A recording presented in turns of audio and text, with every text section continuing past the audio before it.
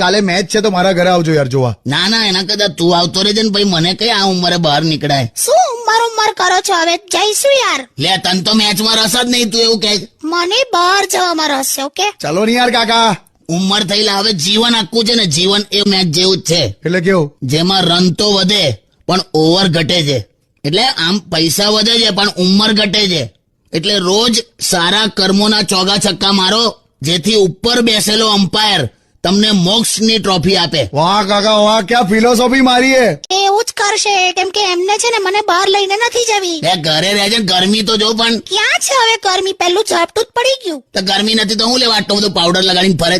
જો આજે થોડોક વધારે લગાઈ ગયો. જોને પણ કોક બિલાડીએ લોટના ડબ્બા મોઢું માર્યું એવું લાગે. ચાલુ કર્યું. પણ તો ઘરે બેન મેચ જોજે ને યાર. પણ મને ક્રિકેટ નથી જોવી યાર, મારે બહાર જવું છે. તો તું બહાર જજે, જ્યાં જવું હોય ત્યાં જજે. ખાલી પેલો પીળો ડ્રેસ અને કાળી ઓઢણી ના પહેરતી. કેમ? ને તો જેસીબી આવ્યું એવું થઈ જશે, આખું ગામ ભેગું થશે. અરે હટ. અરે હટ.